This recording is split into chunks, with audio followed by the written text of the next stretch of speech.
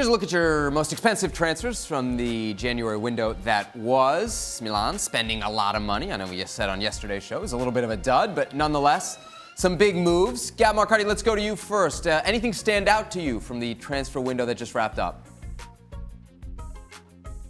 Well, I think certainly Milan had one of the more interesting ones. Obviously, not just Higuain leaving and Piatek coming in to replace him, but also that's a ton of money they went out and spent on Paqueta, who is expected to come in mid-season, provide a lot of that creativity. Beyond that, as we said, in the Premier League, we haven't seen too much in the ways of big transfers. Denis Suarez, Emery knows him really well. Interesting gamble. Certainly a player who once was very highly thought of, and at 25 can get his career back on track and has done a job for Emery before. And obviously, Chelsea pushing all their chips into the middle of the table on Higuain, at least to the end of the season. Doesn't have to be from the list that we saw at the top of the segment, but maybe what was your big takeaway from the window? Well, I'll stay on that list if you're okay with that. Totally. Frenkie de Jong.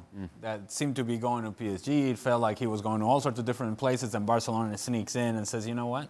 Here we are. And a player that if you watch him, man, he's got a whole lot of attributes, and it can give you production defensively, but can also be a presence in the attack, athleticism out of the midfield, ability, vision. He's got the full package, and I got to tell you, Barcelona got themselves a good player. Stevie? You got to stick with De Jong. Yeah. I mean, he's by far the best player. A guy who right now can step on the field, even at Barcelona. You think he walks into their 11? Well, I don't see why not. The guy's a player. The guy at the highest level is a fantastic player. And yes, play him now. Why not? What do you think? Some guys are smooth, man.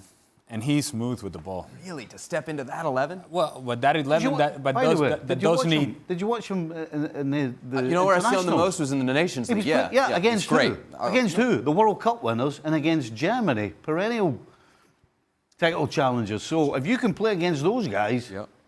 Just making the point that the Barcelona 11's not easy to crack. No, but he gives you athleticism that I think that midfield needs. And sometimes Rakitic is not giving you that work. Maybe De Jong steps into that position. He's not going to take Busquets' position because he's a player that is more advanced. And so it's a heck of an option to have. It's a better version to Arturo Vidal now and at this stage of his career. And so therefore, there's an opportunity for him to step in. It's about his growth and his maturity, but what we have seen so far has been impressive. I think Piatek going to Milan as well was just it's not the big jazzy eye opener of maybe a De Jong, or certainly not a Pulisic from a US perspective, but from a Milan perspective and from a Gattuso perspective, who has been on the hot seat for quite a while, and they've been on a decent run or a good run recently, been getting better results. They've got a guy in to replace a very good goal scorer,